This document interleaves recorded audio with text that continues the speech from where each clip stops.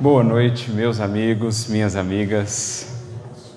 Que o Senhor a todos nos abençoe nesses momentos que aqui partilharemos em conjunto, já inspirados por essas reflexões, por essas vibrações que abriram aí os caminhos para as nossas considerações de agora.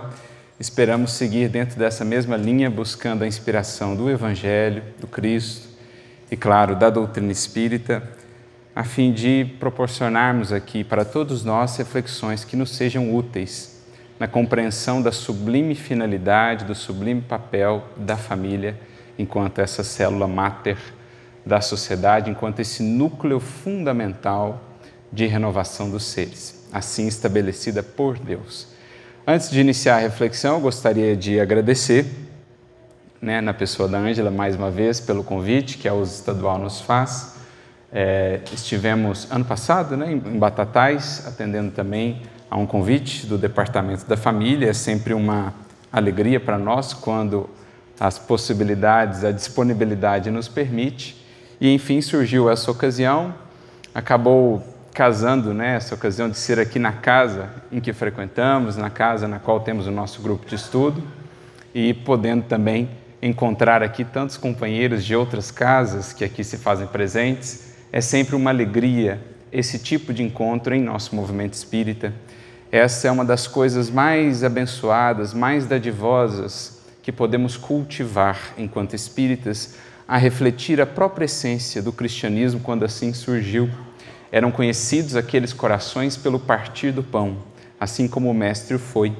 E o que estamos a fazer aqui é justamente partir esse pão, pão da espiritualidade, pão de luz que nos é ofertado pela doutrina espírita, pelo Evangelho, e que aqui partilhamos, não só os que participamos de uma mesma casa, mas os que participamos do movimento espírita aqui de nossa cidade, talvez alguns outros até de outras cidades. A Ângela está aqui representando São Paulo, capital. Isso é muito valioso e precisamos realmente cultivar momentos como esse, Agradecendo também a presença aí do pessoal do COEM, então uma atividade um pouco diferente hoje. Esperamos contribuir de alguma maneira que seja útil para vocês. E dentro do tema, então, que nos foi proposto, Evangelho e construção familiar, aliás, muito interessante, nós vamos naturalmente buscar uma compreensão da família, do papel da família, à luz do Evangelho, à luz daquele que nos foi ofertado por Deus como o maior modelo, a maior referência de sabedoria, de compreensão da lei divina que já passou por este orbe. Então vamos a uma obra da literatura espírita de extremo valor, singela no tamanho, historinhas envolvendo os bastidores da estada de Jesus neste mundo, mas de um valor moral, de um conteúdo espiritual extremamente preciosos para nós. E o título já é em si muito elucidativo: Jesus no lar. Jesus no lar. Capítulo de número 1 desse livro, que foi um livro trazido até nós pela psicografia de Francisco Cândido Xavier. O espírito que dita a obra é Neio Lúcio. Então, um espírito muito amigo de Emmanuel, que fez parte daquela falange que esteve ali trabalhando sob a batuta de Emmanuel, servindo-se da mediunidade de Francisco Cândido Xavier. Lembrando que Neio Lúcio é o mesmo personagem do livro 50 anos depois, chamado Cneio Lúcius, que volta e que está ali de volta. Aliás, toda aquela família dos 50 anos depois esteve ali no entorno do Chico. E ele nos traz essa obra que, como o próprio nome nos diz, vai nos proporcionar uma visão da família, da sua função, à luz do Evangelho. E mais do que isso, o impacto do Evangelho, bem sentido e bem compreendido no contexto familiar. É preciso entendamos a família enquanto célula fundamental, núcleo redentor dos seres. É preciso que a entendamos assim para que possamos, de fato, extrair o máximo que ela nos pode ofertar de possibilidades de renovação, para que consigamos estruturar a família, um lar, que de fato esteja a serviço do propósito divino que lhe foi designado. Porque esse é um ponto que vai permear muito aqui a nossa reflexão nessa noite. especialmente à luz do Espiritismo, nós precisamos entender família agora como uma instituição, como um projeto que se desenvolve entre dois planos, num intercâmbio constante, sempre presente, entre os dois planos fundamentais da vida. Aliás, ou afinal, ela é a própria receptora, o portal que permite o retorno aos espíritos que estão no mundo espiritual para a experiência carnal, a fim de que aqui possam operar, possam realizar, desenvolver os projetos que lá estabeleceram. Receberemos constantemente o apoio dos elementos dessa família mais ampla, família espiritual que de lá ficaram. Os que desencarnam, voltam para lá, seguem participando desse projeto, que é um projeto que se enraiza, digamos assim, que estende as suas raízes entre os dois planos da vida. Então isso já traz para nós, à luz do Espiritismo, uma compreensão muito importante sobre a família, enquanto essa instituição que tem um papel capital no mundo, de ser a intermediadora entre os dois planos. E aí nós vamos logo ao capítulo 1 desse livro, quando Neio Lúcio nos vai falar de uma conversa que Jesus teve com Pedro e outros interlocutores que ali estavam na casinha de Simão Pedro. O título do capítulo, inclusive, vai ser O Culto Cristão no Lar, porque ele trata ali da criação do que hoje nós espíritas conheceríamos como o Evangelho no Lar, ou esse momento em que a família se propõe a refletir sobre a mensagem do Cristo, sobre os valores transcendentes da vida, as finalidades, os propósitos maiores que devem nortear os nossos passos. Então ali o Neio Lúcio nos descreve o surgimento do primeiro culto cristão no lar, com a presença do próprio Mestre, ainda encarnado. E conta ele então que, em determinado momento, a conversação lá na casinha de Simão Pedro tomou rumos que não eram assim mais tão edificantes, tão interessantes, e Jesus propõe aos que ali estavam uma mudança de rumos em termos dos assuntos, das reflexões que todos faziam. Jesus toma as Escrituras, lembrando que à época nós ainda não tínhamos o Novo Testamento, né? O Evangelho, como nós o conhecemos hoje, estava sendo, ou viria a ser registrado ainda. Talvez Mateus já tivesse começado os seus primeiros registros. Levi, como nós sabemos, aquele que iniciou ali os primeiros registros. Mas não tínhamos ainda o Evangelho como nós o conhecemos hoje, lá no Novo Testamento. Jesus toma então das Sagradas Escrituras, fazendo aqui uma referência aos escritos dos profetas, Deuteronômio e tudo mais, que era o material de que eles se serviam para os seus estudos da lei divina. E, como a indicar que queria mudar o rumo da conversação, ele pergunta a Pedro: Pedro, o que você faz enquanto pescador no dia que você vai no mercado, por exemplo, vender os frutos da pesca? E aí Pedro pensa um pouco e responde: olha, nós selecionamos os melhores peixes. Ninguém há de querer comprar os peixes deteriorados. Então a gente faz uma seleção para ofertar lá no mercado o melhor do que foi adquirido na pesca. Jesus segue com as suas perguntas didáticas. E o que faz o oleiro para atingir os objetivos que deseja, que colima? Bom, ele vai trabalhar ali, vai moldar a argila, modelá-la para conseguir realizar, fazer a peça que intenta. Seja o vaso, seja a peça de cerâmica, enfim. Ele vai moldar aquele material que lhe foi ofertado, ou seja, vai dar a ele, conferir a ele uma aplicação adequada, uma aplicação mais consciente do recurso que lhe foi ofertado, ou que ele recebeu. Pois bem, e o que faz então o marceneiro, se quiser, por exemplo, produzir um barco ou uma outra peça de madeira? Naturalmente, Senhor, responde Pedro, ele vai manejar ali o enxó, o formão, o martelo e o serrote para conseguir dar forma ao seu projeto. Serve-se da matéria-prima que lhe foi ofertada, utiliza-se das ferramentas, da sua habilidade, da reflexão, para dar a devida forma e obter a peça que deseja. Então Jesus como muitas vezes fazia, parte de elementos corriqueiros para projetar as consciências e os corações a uma reflexão profunda sobre as questões mais fundamentais da vida. Porque ele diz assim: assim também o lar, Pedro, diante do mundo. Assim também o lar diante do mundo. O lar terrestre deve ser a primeira escola e o primeiro templo da alma. A família ou o lar é o legítimo exportador de caracteres para a vida comum, para a sociedade como um todo. Como, portanto, esperar uma sociedade aprimorada sem que o lar se aprimore? Sem que os recursos recebidos no âmbito daquele conjunto de espíritos sejam melhor aproveitados, sejam melhor compreendidos em suas funções. E ele então acrescenta dizendo: a paz que desejamos começa sob o teto a que nos acolhemos. Se não soubermos viver em paz e harmonia entre quatro paredes, como aguardar a harmonia entre as nações?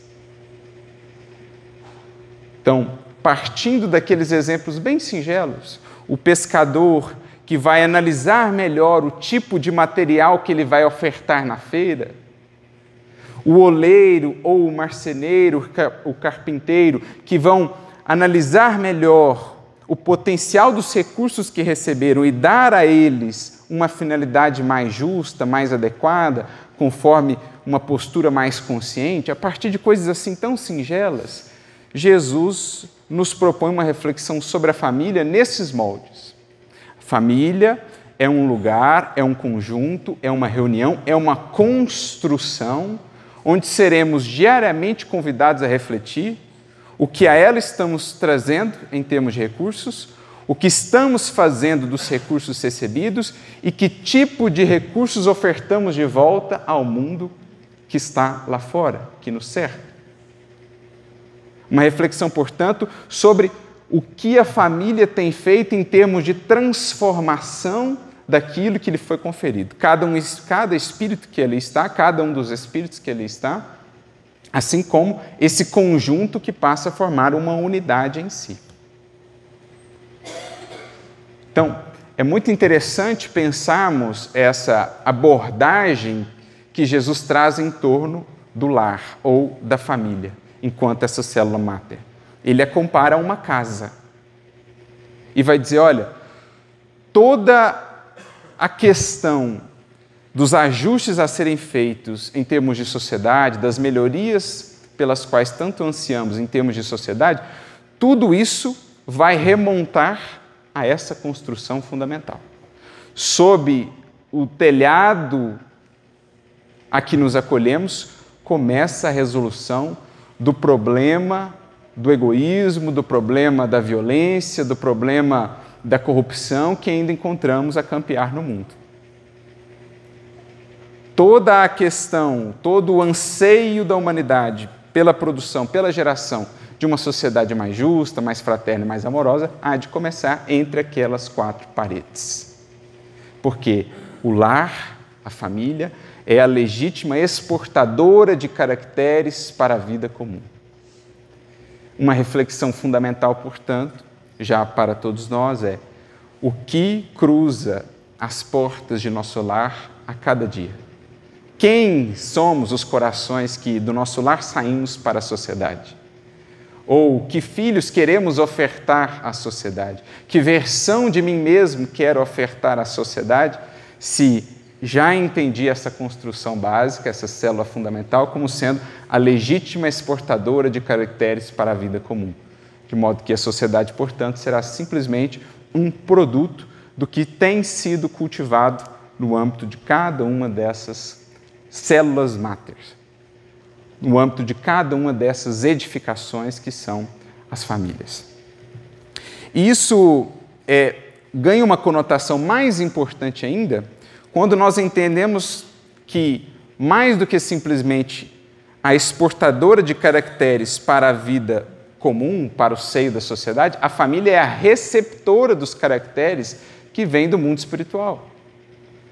Porque agora ela cumpre um papel, como nós já dissemos, de intermediação que é absolutamente fundamental. A família é a primeira a receber os espíritos que voltam do mundo espiritual cheio de ideias, de projetos, de anseios de realização e melhoria. Ela vai ter uma função primordial de estruturá-los, esses espíritos, de dar a eles um material para que se edifiquem, para que se estruturem, para então ofertá-los à sociedade. De modo que a família, sob esse prisma, passa a ser um elemento de transformação de imenso potencial e de imensa importância dentro do mecanismo pelo qual Deus estabeleceu a evolução.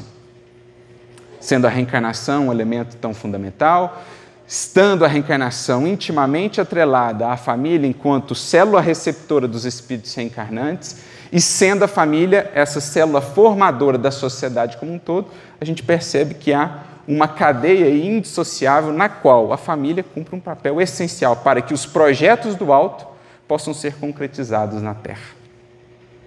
Para que o que foi planejado, delineado do lado de lá, encontre uma estrutura fluida, bem organizada, bem harmonizada, que permita, então, com que o que foi delineado de lá possa ser realizado daqui, possa ser concretizado daqui. Então, a gente começa a ter agora uma visão da família enquanto, de fato, uma instituição entre dois planos.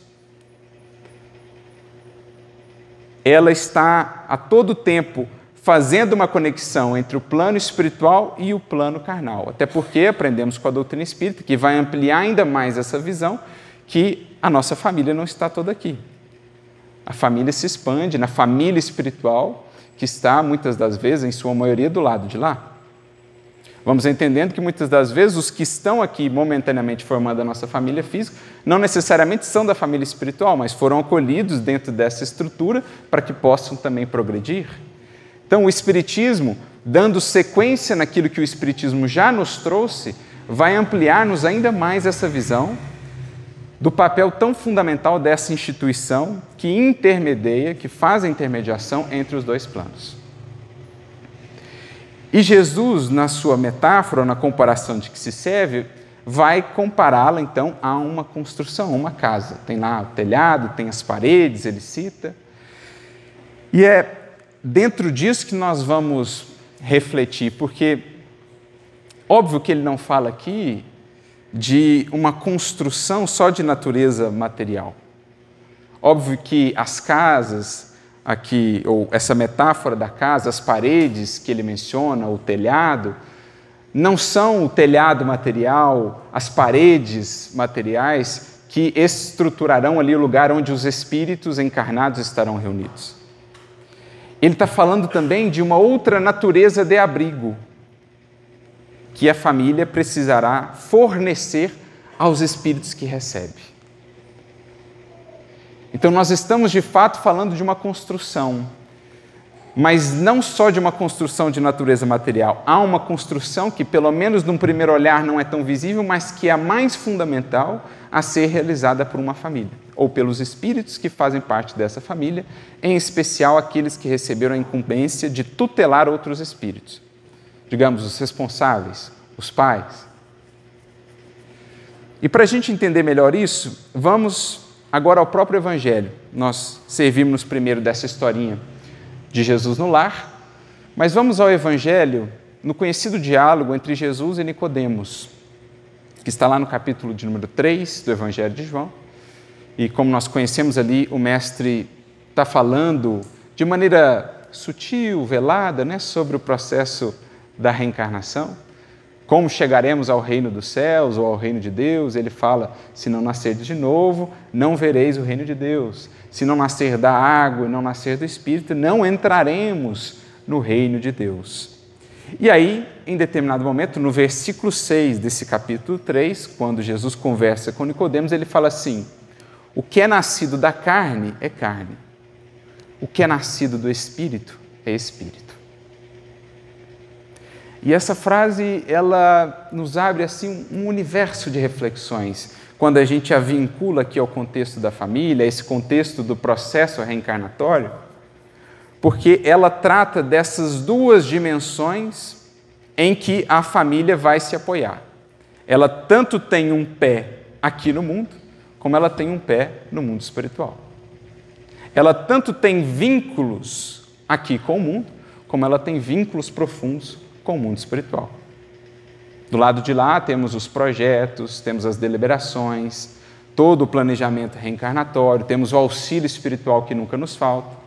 Do lado de cá temos os espíritos encarnados em operação, em teste, em aferição do que foi estudado, do que foi preparado, do que foi acordado do lado de lá. Então a família, ela está fazendo essa ponte, ela é esse portal. E nesse sentido, Jesus deixa claro, olha, tem a dimensão carne, entendamos aqui matéria, e tem a dimensão espírito. A família vai ter essas duas faces.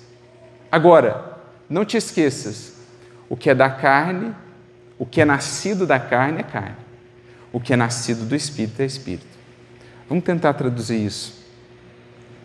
Quando a gente pensa na família, uma parte do trabalho, por exemplo, dos pais, é a estruturação material da família. Então, por exemplo, gerar o corpo para o espírito reencarnante. Os dois se unem, se juntam, e aí estabelece o processo de formação de um novo corpo material. Então, isso é parte importante do processo reencarnatório, mas não é a parte mais fundamental do processo reencarnatório. Para que a reencarnação se dê, é preciso que tenha-se um novo corpo. Mas o corpo está adstrito, está limitado ao universo ou ao mundo material. Que é nascido da carne é carne. Então, os corpos dos pais geram os corpos dos filhos. São instrumentos de extremo valor, mas não são o principal do projeto família. Porque o que é o principal do projeto família? O que é do espírito, ou o que é nascido do espírito, é espírito. Em outras palavras, a família não se reduz à geração de novos corpos para que espíritos voltem ao mundo. Isso é uma parte do processo, porque a finalidade soberana, principal dela é gerar transformação no espírito. Trabalhar essa dimensão do espírito. Então, a diferença muito capital, e talvez esse seja um dos grandes dramas, um dos grandes desafios das famílias do mundo moderno, que é, sim, eu tenho compromissos do ponto de vista material, tenho o trabalho de geração de corpos, tenho o trabalho de ter uma casa onde poderemos morar, tenho o trabalho de ter os bens que precisaremos para poder operar e viver aqui no mundo, né? Oferir os recursos materiais e tal. Tem esse trabalho, mas o que é da carne está restrito ao que é o universo da carne ou da matéria. Agora, tem toda uma outra dimensão que muitas vezes é negligenciada, que é a dimensão do espírito. Gerar um abrigo, gerar uma moradia, uma construção, uma edificação espiritual para os que ali estão participando desse projeto. Porque em 50, 100 anos, tudo aquilo que foi gerado na carne ficará retido na carne. Agora, aquilo que foi trabalhado na esfera do espírito e de fato foi consolidado, passem 100 anos, 200, 300, 500, 1000 anos, aquilo lá estará e ainda aprimorado no tempo e no espaço. Então, o que a gente vê muitas vezes no nosso mundo moderno?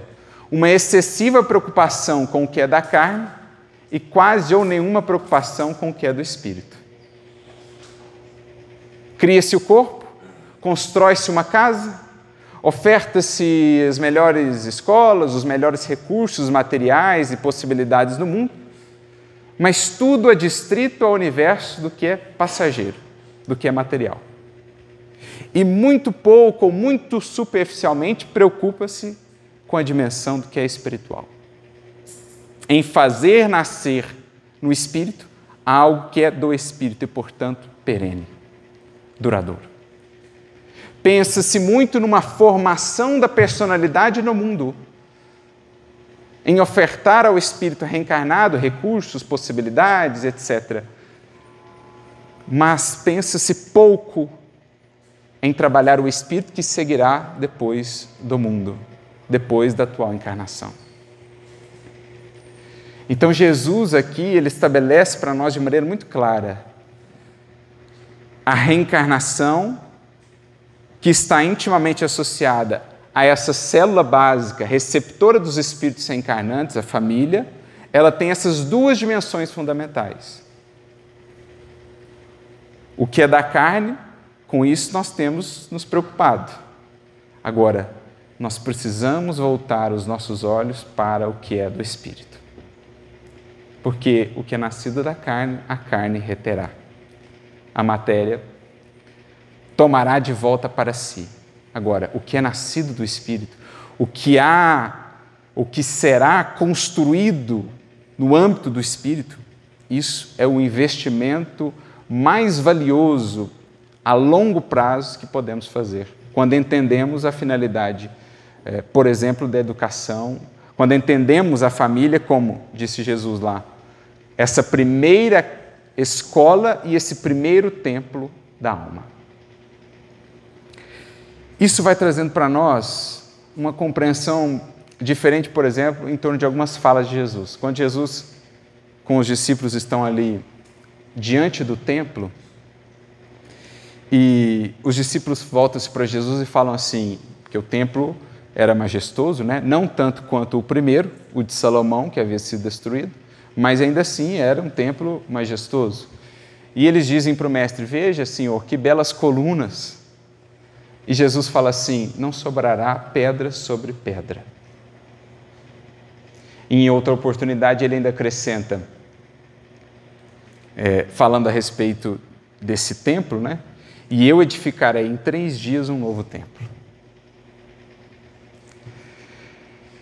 Naturalmente que os 3 dias fazem uma referência à sua ressurreição, em 3 dias. Portanto, Jesus implicitamente está falando, olha, um dos papéis, uma das tarefas primordiais do Evangelho é ensinar as criaturas a entenderem que o tempo não é uma construção material. Porque o que é da matéria ficará na matéria. Não sobrará pedra sobre pedra.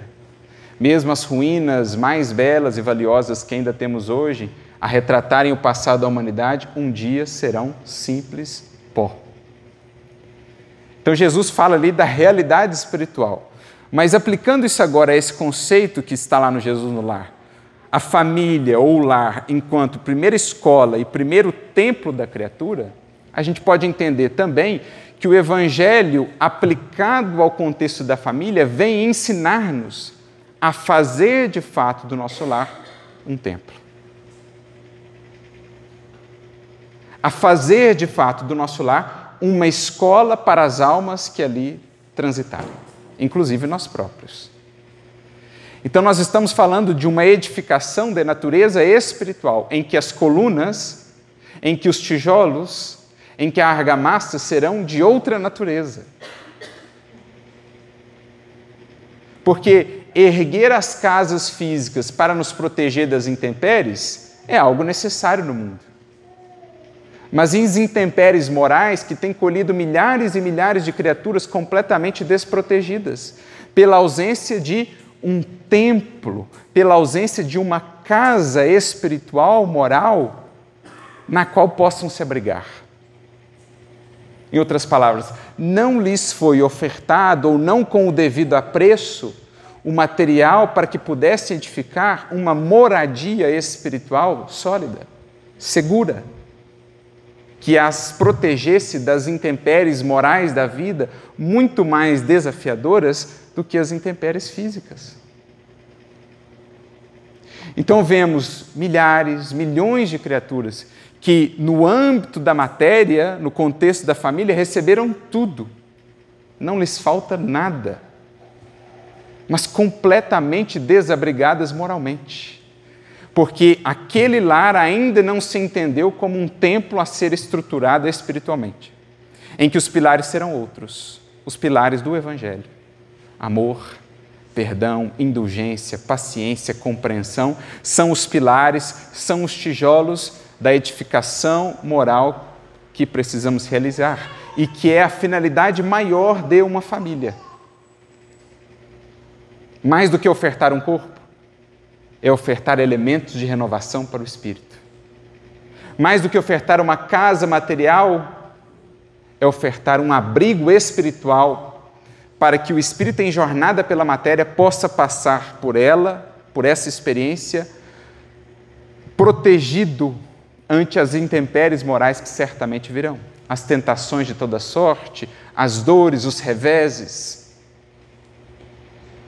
É isso o que o Evangelho, aplicado à vida de cada um e aplicado ao contexto familiar, visa: construir um abrigo moral, estruturar um templo, uma escola em que cada um dos espíritos que tenham passado ou que passem pela família possam extrair os recursos necessários à sua evolução.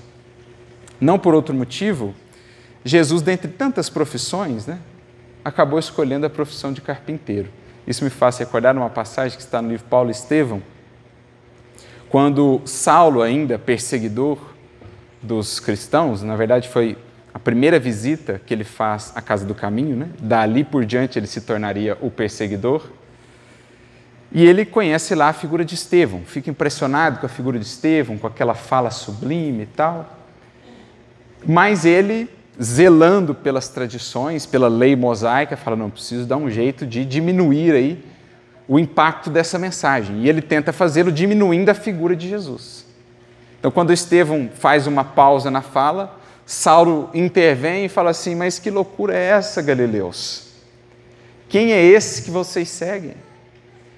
Ele não era simplesmente um carpinteiro? Lá de Nazaré, lá da Galileia?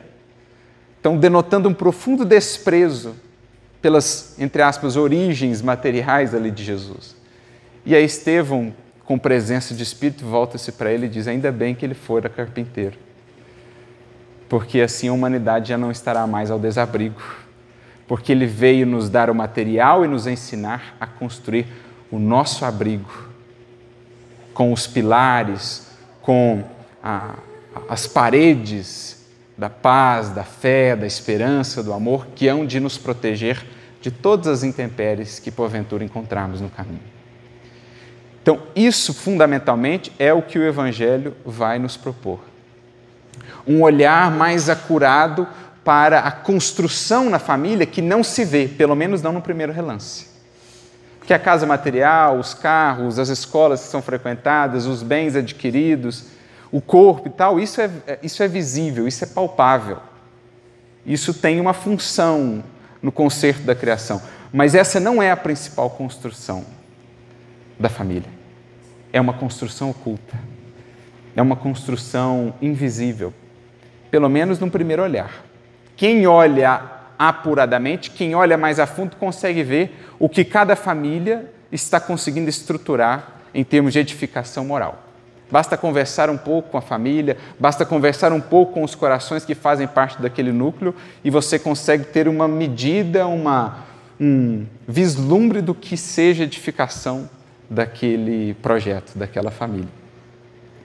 Então, fundamentalmente, nós estamos, quando falamos de evangelho e construção familiar, nós estamos falando de uma construção que não será do domínio da carne, da matéria, do tempo. Nós estamos falando de uma construção espiritual, portanto, difícil de se ver num relance superficial, mas extremamente importante e perene, se bem efetuada. Porque a família, assim entendida, à luz do Espiritismo, é agora um projeto entre dois planos que se expande no espaço e no tempo. Família, entendida à luz do Espiritismo, é um projeto entre dois planos, que envolve intrinsecamente os dois planos e que se expande, se desenvolve no espaço e no tempo. É isso que o Espiritismo vai nos apresentar e nos propor. E cabe-nos, portanto, com os nossos esforços elevados ao máximo, e construindo tijolo a tijolo essa edificação moral que colocará em abrigo ou ao abrigo das tempestades e das intempéries os corações que Deus aproximou de cada um de nós. Para a gente entender melhor isso à luz do Espiritismo, vamos a um texto, eu vou lê-lo e aí perguntar uma opinião de vocês a respeito. Vejamos só esse texto. A fonte das qualidades morais se acha nas impressões que a criança recebe desde o seu nascimento, talvez mesmo antes, e que podem agir com mais ou menos energia sobre o seu espírito para o bem ou para o mal. Tudo o que ela vê, tudo o que ela ouve, a faz experimentar impressões. Ora, assim como a educação intelectual consiste na soma das ideias adquiridas, a educação moral é o resultado de todas as impressões recebidas. Cada objeto que a criança vê lhe dá uma ideia, e cada palavra que ela escuta, ou cada ação de que ela é objeto ou testemunha, a faz experimentar uma impressão. A mesma impressão mantida durante um certo tempo e frequentemente repetida, fala contrair um hábito. Então, o autor aqui está falando o seguinte: fundamentalmente, o que é o processo de educação moral? É estruturar em torno do espírito reencarnante uma edificação, uma construção baseada nesses valores. Então, tudo que ela vê no seu redor, todo gesto, toda palavra, todo sentimento, todo pensamento, vai estruturando para ela uma ambientação. Digamos, uma atmosfera espiritual. Ele até vai falar aqui, nesse livro, do clima espiritual que é ofertado, por exemplo, à criança. E é isso que vai definindo a maneira pela qual o espírito reencarnante vai se moldando e se preparando para a vida que há de desenvolver à medida que cresça. Um pouco mais adiante, ainda nesse mesmo livro, o autor vai dizer assim: vê-se, pois, que depende dos pais cercar a criança, desde o seu nascimento, de impressões salutares para o seu espírito e para o seu coração, e evitar todas as que podem lhe ser prejudiciais, como se evita deixá-la numa atmosfera ruim. Eis o segredo da verdadeira educação moral. Então, educação moral, preparação moral, renovação moral e espiritual de um outro ser pede uma ambiência preparada para isso. E isso, mais propriamente, é a edificação invisível da família. Uma coisa é a casa, pode ser a menor ou a maior das mansões. Isso é elemento secundário. Outra coisa é a ambiência espiritual que foi edificada pelos membros daquela casa e que será o recurso fundamental para cumprir esse maior papel da família, de renovação dos espíritos. A depender da natureza moral que foi ali edificada, dessa atmosfera que foi ali construída, nós temos o êxito de um projeto reencarnatório ou não. Claro que isso vai depender também, especialmente quando o espírito toma mais consciência de si, na encarnação, das escolhas e deliberações que terá mais adiante.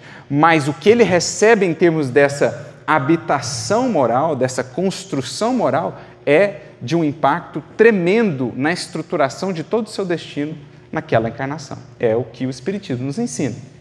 Então, essa fala, sou espírita, esse trecho que nós lemos, sou espírita, creio que a maioria de nós concordará que sim. Só que o autor desse texto ainda não era espírita. Quem é o autor desse texto? Hippolyte Léon Denisard Rivail, com 24 anos, um dos primeiros livros que ele escreve, Proposta para a Melhoria da Educação Pública. Aos 24 anos. Está aqui ou não está já a mente do espírito que mais tarde nos forneceria tanto na doutrina espírita? Então veja como ele já tinha essa visão de educação, dizendo para os pais, para as famílias o seguinte: olha, o que é nascido da carne é carne. Dá no âmbito da carne, da matéria, o que é necessário. Não te preocupes com excesso, com supérfluo. Agora, a sua obrigação, o seu compromisso fundamental é com o Espírito, com a oferta de uma casa espiritual que possa ajudar esse ser a se preparar, se fortalecer e estruturar para a vida que ele tem pela frente, com imensos desafios, com imensas lutas. De modo que pensar então em construção familiar à luz do Evangelho é pensar nessa atmosfera espiritual, nesse clima espiritual que está sendo edificado dentro das paredes físicas de um lar. Tem a edificação das paredes? Tem, mas por dentro tem a luz ou a sombra de uma atmosfera que é mantida, que é cultivada pelos membros que fazem parte desse conjunto. E essa edificação, pouco visível aos olhos físicos, a que mais nos interessa. Edificação essa construída, mantida, desenvolvida dia a dia, a partir dos mínimos gestos. Lembra lá do exemplo de Jesus? Pedro, o que você faz quando você vai ao mercado ofertar os frutos da pesca? O que você faz? Eu seleciono os melhores. Por que a gente não faz isso dentro de casa? Quando você entra na sua casa, voltando da vida lá fora, você seleciona os melhores recursos que você pescou lá fora para trazer para dentro do lar? Em geral, a gente compartilha no entorno da mesa, são as melhores e mais nobres ideias que nós ouvimos lá fora?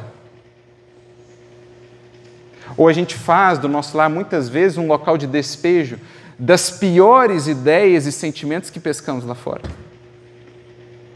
Se assim o é, qual a natureza da edificação espiritual portas adentro daquele lar?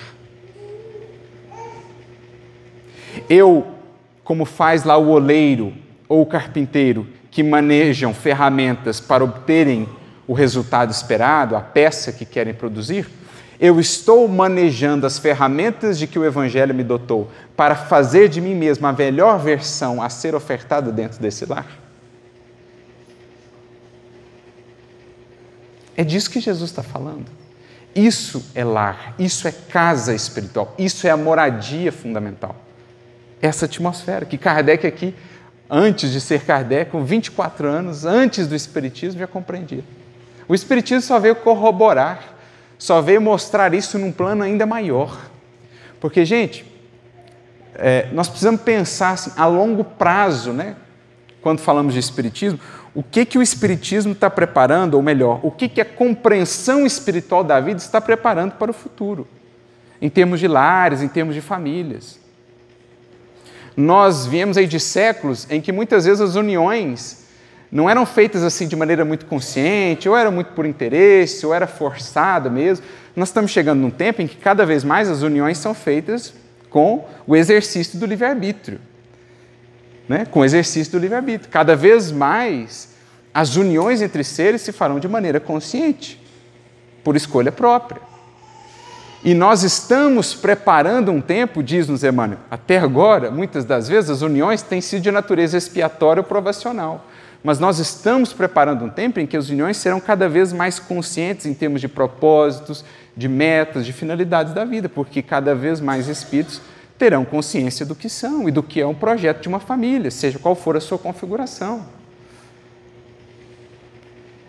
E mais, nós estamos preparando um tempo em que cada família viverá com a plena consciência dessa dupla natureza da instituição família, desse intercâmbio contínuo, sempre presente na família, entre os dois planos. Temos um artigo na Revista Espírita, setembro de 1859, intitulado Intimidade de uma Família Espírita. Um artigo fantástico, em que Kardec compartilha o relato de uma família, uma mãe que havia se enviuvado há pouco tempo, e ela tinha 4 filhos. E essa família, quando o marido ainda estava encarnado, ela já tinha pendores para as questões espirituais e tal, vieram a conhecer o Espiritismo e aquilo encaixou, né? De modo que o Espiritismo permeava inteiramente a sua vida. Então, a família ali lidava, por exemplo, com o intercâmbio com o mundo espiritual de maneira muito natural e séria. A caridade perpassava cada uma das relações, não só entre os membros daquela família, mas também para com os de fora. Então, os filhos educados sob essa luz, dentro desse clima de amor e de caridade, estão crescendo com essa consciência. O intercâmbio é algo presente e natural. Tinha um dia em que se reuniam a família, lá se reuniam os membros da família e intercambiavam com os benfeitores, com familiares que já partiram, dentro de um clima de seriedade, porque isso é o futuro, gente. No futuro, quando estivermos na era do Espírito estabelecida, não será mais mistério para nenhum núcleo familiar o que é de fato a vida, o que é a família enquanto projeto entre dois planos. Os que partirem estarão em comunhão conosco, os que estiverem chegando avisarão antes da chegada, chegarão para a comunhão do lado de cá e assim se dando essa interação.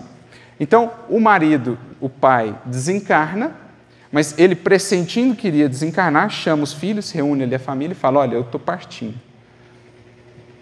O desencarne sereno de quem já vive num clima de eternidade. Ele fala com os filhos: mas não achem que pelo fato de eu partir estarei longe de vocês, pelo contrário, estarei mais perto ainda, acompanhando cada detalhe, as notas, o comportamento, estarei convosco. E assim se deu, ele desencarna. A mãe era médium, um dos filhos também. Em determinado momento, o dia da semana estabelecido, eles se reuniam, conversavam com o pai. O pai vinha, orientava: fulaninho, eu vi o que você fez, estou acompanhando você aqui, acolá. E era uma alegria para os filhos ter a possibilidade de intercambiar com o pai, porque já não há mais o limite, já não é um véu intransponível, já não é uma barreira que não possa ser superada, a da morte, para um conjunto de espíritos que vive, de fato, como espíritos. Isso é o futuro que o Espiritismo prepara, gente. Para indivíduos, para famílias e para uma sociedade que se vê enquanto espíritos em jornada.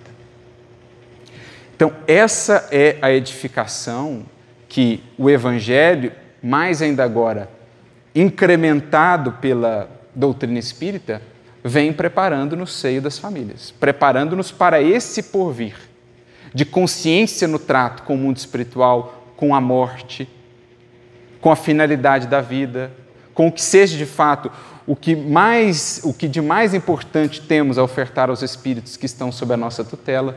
É esse tipo de núcleo familiar que o Evangelho e o Espiritismo estão moldando, estão construindo para o porvir. Células cada vez mais efetivas no cumprimento da tarefa que lhes foi delegada. Transformar espíritos para a imortalidade. Dentro desse projeto que se expande no espaço-tempo, que é uma família. Para a gente ilustrar isso, gente, e para a gente refletir o valor de um espírito dentro desse contexto, que entende a sua função, a sua finalidade, acho que a gente pode meditar, por exemplo, sobre os romances de Emmanuel. Vamos pensar no livro 50 anos depois, em consonância com o livro Renúncia, para quem já leu. Nós temos ali basicamente o mesmo grupo familiar. A Célia, dos 50 anos depois, é a Alcione do livro Renúncia. E é bonito vermos isso, como é que isso se desenvolve no tempo, acho que são mais de 1.300, 1.400 anos depois, entre o primeiro livro e o segundo livro. É bonito ver o impacto que um espírito pode ter em toda a família espiritual, que é o exemplo da Célia, depois a Alcione. Ela, dentro daquele contexto, soube ofertar uma construção, uma atmosfera espiritual tão proveitosa que ela conseguiu mobilizar no transcurso dos séculos todos os espíritos que faziam parte ali, pelo menos daquele núcleo mais próximo familiar. Emmanuel não nos traz esses romances por acaso. Quando ele fala do caso de Alcine, ele cita lá no livro Ave Cristo o caso de Quinto Varro, que também é o pai que reencarna para poder reerguer o filho perdido aí ainda nas lides materiais e outros espíritos familiares. Emmanuel está falando o seguinte: olha, já entendemos que a grande edificação no âmbito da família, à luz do Evangelho, é uma edificação espiritual. Os valores serão os pilares dessa construção. A fé, a esperança, o amor, a consciência, a misericórdia, a brandura, a ternura, formarão as paredes, os tijolos, o telhado dessa casa que nós precisamos ofertar. Casa essa que primeiro nos abriga, mas que estende abrigo a outros também, num contexto familiar. Acontece que muitas vezes o espírito vai se sentir meio que solitário desse projeto, porque ele não vai encontrar ressonância no âmbito da família junto dos espíritos que ali estão com ele. Isso é muito comum de ouvirmos. A criatura começa a buscar um caminho de mais transcendência, de espiritualidade, mas ela parece uma voz no deserto, no âmbito do seu lar, porque poucos corações estão dispostos ainda a abraçar. Por mais queridos que sejam, estão com a mente e o coração voltados para outras buscas. Mas nem por isso, e é aqui que entra a mensagem de Emmanuel, a mensagem do Espiritismo, também do Evangelho, nem por isso estaremos impossibilitados de começar desde já essa construção espiritual para ofertarmos ela a esse nosso núcleo familiar. Por mais que estejamos sós, um coração que começa a construir isso, ele está preparando no espaço e no tempo materiais, elementos educativos, despertadores muito valiosos para os espíritos familiares que mais cedo ou mais tarde haverão de despertar. Então, se a gente parar para pensar, todos os livros, os romances de Emmanuel tratam disso. Então, é a Lívia estruturando o seu lar, a sua família espiritualmente falando, sem que o Públio Lentulus sequer compreendesse isso naquele tempo. Ela faz o trabalho sozinha, num clima de renúncia e de sacrifício, estrutura um lar espiritual, para que depois Públio Lentulus pudesse despertar. É a Célia, já aqui citada, depois na figura de Alcínio, o mesmo procedimento. É o Quinto Varro fazendo o mesmo com o seu filho Tassiano no livro Ave Cristo. É a própria Abigail fazendo isso com Saulo, ainda mergulhado nas sombras da revolta e do fanatismo. É a Abigail abrindo para ele uma outra construção, um outro lar. Mais do que o lar material que eles não poderiam ter, Abigail começa a ofertar um lar espiritual diferenciado para Saulo. Isso é muito importante, porque aqui visamos justamente os corações que se veem nessa condição. Às vezes, sentindo-se solitários nessa edificação. Ninguém tem essa visão ainda de que a principal construção de uma família não é palpável, não se compra com dinheiro, não se pode ser tocada, não é visível. Lá em casa, poucos corações ainda despertaram para isso. Eu faço o evangelho no lar sozinho, sozinha. Para isso, vamos a uma mensagem de Emmanuel que está no livro Vinha de Luz, capítulo de número 88, intitulada Tu e a Tua Casa. Ele vai comentar um versículo que está no livro de Atos dos Apóstolos, capítulo 16, versículo 31, uma fala de Paulo ao carcereiro da prisão lá em Filipos, onde ele e Silas estiveram presos. O carcereiro, por uma série de fatores ali, acabou se convertendo ao cristianismo, perguntando o que fazer, e aí Paulo responde assim para ele: crê no Senhor e serás salvo, tu e a tua casa.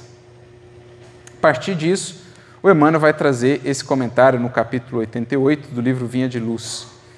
E ele vai começar dizendo assim: olha, muitos corações, uma vez que entendem o que é essa construção familiar à luz do Evangelho, se verão solitários, porque já estão querendo trabalhar tijolos espirituais, pilares espirituais, valores espirituais que ainda não são buscados ou comungados pelos outros corações. Mas aí Emmanuel vai desenvolvendo o seu comentário no sentido de trazer ânimo e esperança para esses que se veem nessas condições, porque em determinado momento ele fala assim: no lar onde exista uma só pessoa que creia sinceramente em Jesus e se lhe adapte aos ensinamentos redentores, pavimentando o caminho pelos padrões do Mestre, aí permanecerá a suprema claridade para a elevação. Olha que bonito isso.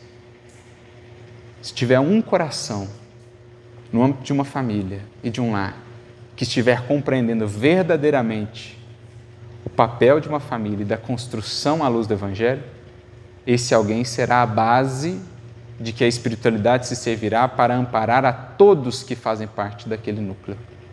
Como Alcione foi a base de regeneração para um grande número de corações ao seu redor, como Lívia foi a base de regeneração para aquela família, como Joana de Cusa foi a base de regeneração para a sua família, e assim outros tantos exemplos que nos foram ofertados. Basta um coração para começar a legítima e verdadeira construção familiar à luz do Evangelho. Não importa que os progenitores sejam descrentes, que os irmãos se demorem endurecidos, nem interessam a ironia, a discussão áspera ou a observação ingrata. O cristão, onde estiver, encontra-se no domicílio de suas convicções regenerativas. Cada um de nós, diz-nos Emmanuel, mora onde projeta o pensamento. Cada um de nós estabelece um domicílio espiritual conforme os valores cultivados no sentimento.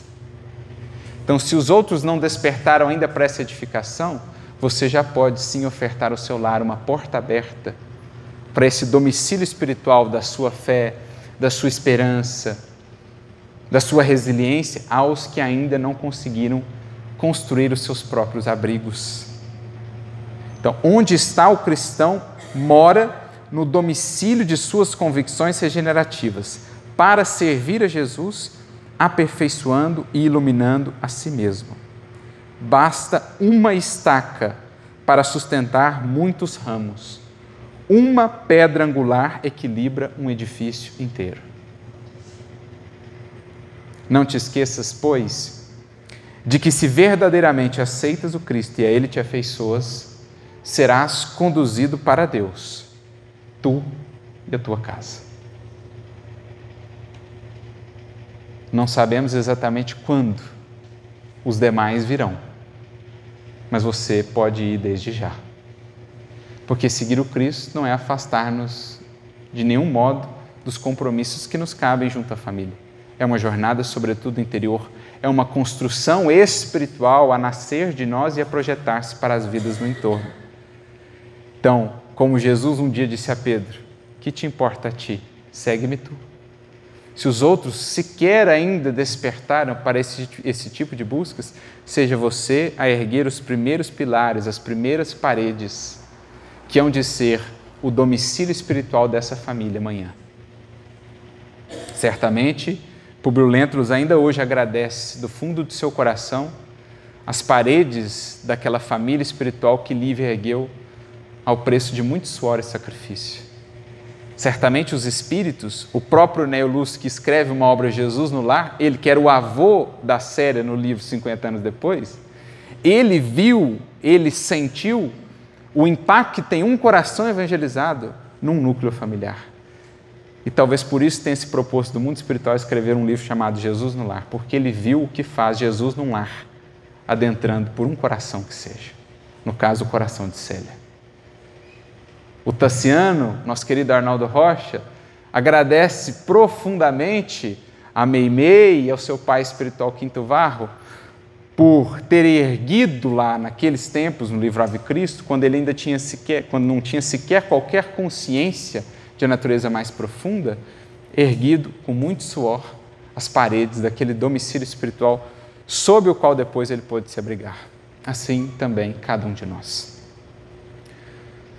Jesus, no Sermão do Monte, falando aos discípulos, portanto, a todos nós, no capítulo 5, versículo 14, diz assim: vós sois a luz do mundo.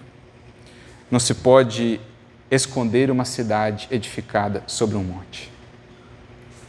Então, ele compara uma vida verdadeiramente cristã, uma vida moldada pelo Evangelho, a uma cidade edificada, construída sobre o monte. Essa é a meta, um dia, da nossa família, família espiritual, uma cidade edificada sobre o monte. É tão bonito ver uma família como aquela mencionada por Kardec lá no artigo da Revista Espírita, uma família que inteiramente está voltada para os valores do Espírito. Ela passa a ser uma cidade lá no alto, a irradiar luz para os que caminhamos ainda no vale. Assim uma criatura, assim uma família. Por ora, talvez a nossa família não consiga ser a cidade edificada sobre o monte, mas nós já podemos ser, ou nós podemos nos erguer ao monte do testemunho para lá de cima ser uma luz que chama os que caminham ainda pelo vale. Isso é construir com Cristo. Subir o monte do testemunho, edificar a nossa fortaleza espiritual com o Mestre, para, um pouco mais elevados, podemos servir de alguma maneira como uma referência, como norte, como uma luz inspiradora aos que ainda caminham pelos vales da matéria, da ilusão, dos vícios, das dores e das angústias no mundo. Isso é construção familiar. Então, nesse nosso mundo moderno, em que às vezes a aparência ainda fala tanto sobre a essência, ou acima da essência, nesse nosso mundo moderno em que por vezes a quantidade ainda detém o domínio em relação à qualidade, que nós possamos pensar mais nisso. Que tipo de natureza nós temos, que tipo de natureza de edificação nós temos ofertado àqueles que o Senhor colocou para conviver junto de nós. A eles, talvez aos filhos, aos corações que estão ali ao nosso redor, já ofertamos um corpo, uma casa, bens, escolas, títulos, possibilidades materiais. Mas isso a matéria há de reter. Agora, o que for investimento e construção espiritual junto a esses corações é bênção a voltar para nós na forma de alegria, de paz de espírito e de serenidade no transcurso de séculos incontáveis. Que meditemos sobre isso, sobre essa dupla dimensão da família e que não nos esqueçamos da obra principal, que não pode ser vista pelo mundo, mas é a que realmente terá o seu valor analisado e sentido quando daqui saímos de volta para o plano da verdade, da realidade no mundo espiritual. Que Jesus se faça, esteja presente na casa, na edificação familiar de cada um de vocês, lembrando que Ele precisa apenas de um coração. Se os outros são ainda portas cerradas, por que não o teu? A ser o primeiro, com a porta aberta para a entrada de Jesus no âmbito do teu lar. Que Ele abençoe a todos nós, a todos muita luz e muita paz.